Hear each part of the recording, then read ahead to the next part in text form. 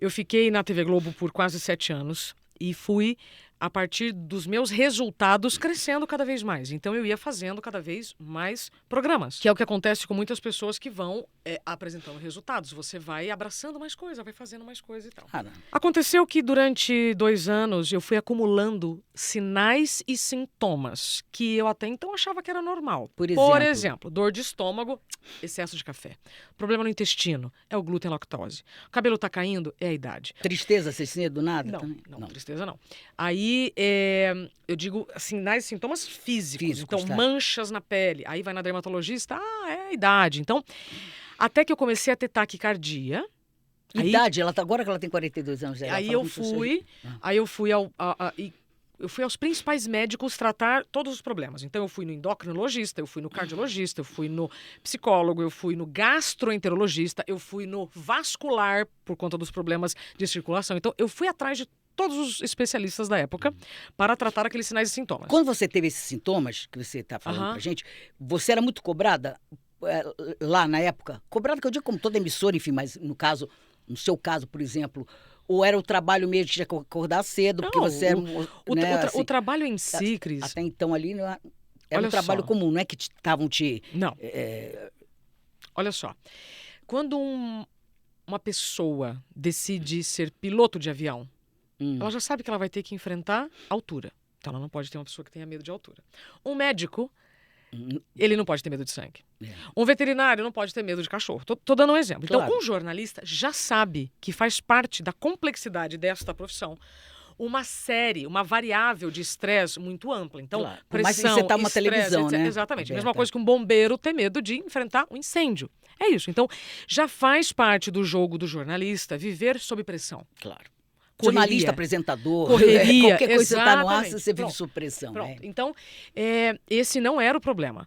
O deadline, a pressa do ao vivo, isso causa um estresse, mas já faz parte do jogo. Então, você não tem como reclamar de algo que você já sabe. Então, a mesma coisa que quem mora em São Paulo reclamar do trânsito, mas você já sabe que tem trânsito. Bom, claro. Muito bem. Então, esse não era a questão. A questão ali foi, eu tinha que acordar de madrugada, ou meia-noite, 1 ou 2 da manhã para trabalhar. Porque gente não sabe, porque o Moça do Tempo, né, até hoje, né, que é o Bom Dia São Paulo, que começa, é cedíssimo. Não, mas a gente ainda tem hora 1, né? 5 da manhã. Hora 1 é verdade. Sim. Então, quer dizer, já era uma coisa que você tinha que acostumar, né? Cris, a dormir. Quando a gente vai pra balada no fim de semana... Você te inveja, né? E dorme... É tão bom, né? Tarde, ou seja, dorme mais tarde... É uma coisa. Ou seja, você inverte, né? O dia pela noite. Quando você tem que trabalhar todos os dias, invertendo o dia pela noite... Quando você acordava? Você tinha que acordar? Meia-noite. Acordar? Nossa, meia-noite eu nem dormi ainda. Então, se eu tinha que apresentar você tinha que dormir o jornal... Você acordar. Que hora você dormia? Então você tinha que dormir que horas? Tinha que. Mas só que você não conseguia dormir muito. Bingo. Se eu estivesse no lugar da Mona Lisa, eu tinha que chegar na TV meia-noite e meia, 1 hora. Se eu estivesse na apresentação da previsão do tempo, eu tinha que chegar na TV 2h30, 3 horas da manhã, para produzir todo o material. Né? Porque hoje, diferentemente do passado, você que apresenta é responsável por tudo que você está falando e apresentando. Então, no caso da previsão do tempo, eu falava com todos os estados do Brasil. O meteorologista estava lá para a gente poder alinhar as informações que chegavam do Instituto Nacional de Pesquisas Espaciais. Certa, né? Quando faz assim, isso é o de menos. Né? Não, isso é o de menos. Como é que ela acertou, né, no mapa, né? Todo mundo fica perguntando. Então, era muito trabalho. Né? Nós estamos falando de trabalho que interfere decisões. A previsão do tempo sempre foi uma coisa que aparentemente as pessoas dão risada, mas... Não, você acha? Você toma decisões a partir da previsão do tempo. Se você vai desde lavar a roupa, né? Você vai colocar a roupa no varal. Só que aqui demorou. Nos Estados Unidos sempre foi importante a previsão do tempo. Total. Aqui no Brasil, que até então não era. Você quer saber de onde vem a minha responsabilidade com isso? Minha família do sítio. E depois de uma colheita de feijão, por falta da previsão do tempo, nós perdemos tudo. Porque o feijão colhia na época manual, ficava em cima da terra para secar e depois passava a máquina para colher. Depois que eles colheram o feijão, eles colocaram em cima da terra, choveu por 1 semana. Você acha que as pessoas não valorizavam a pessoa que fazia o tempo, vamos dizer assim? Você acha que... vamos dizer que de todas as editorias do jornalismo, a Previsão do Tempo sempre foi considerada a mais fácil. Fácil não, gente. A pessoa vai galgando, que eu adoro que está fazendo Fantástico agora.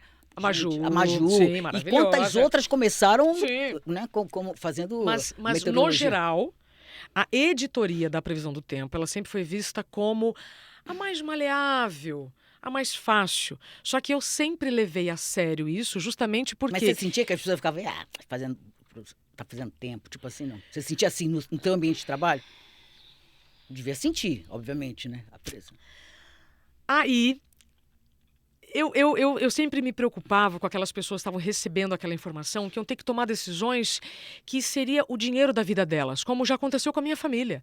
Uhum. Então eu levava muito a sério aquelas informações. Mas claro, né? imagina, o trabalho... Bom, mas aí, roda-fita, foram 6 anos e meio, né? Nesses...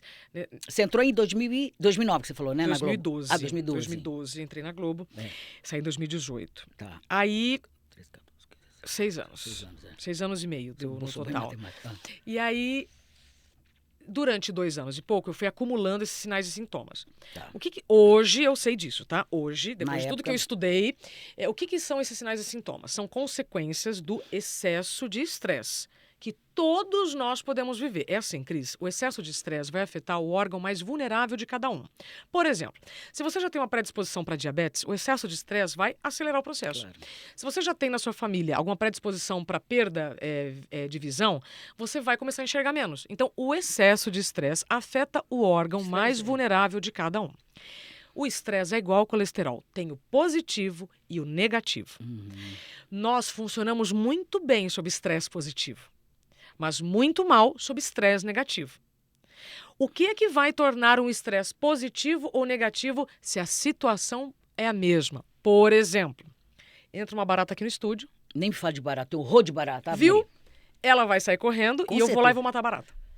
Eu posso até matar, mas eu gasto Mas você tudo entendeu? de A horror. mesma É situação. a mesma situação, claro. Cada Então, um enfrenta de o uma maneira. mesmo ambiente pode provocar estresse positivo ou negativo. Uhum. A mesma situação pode te gerar um estresse positivo ou negativo. Tem gente que arranca os cabelos no trânsito em São Paulo, tem gente que Tira de tá letra. de boa. Então, Não. é isso que eu quero dizer, tá?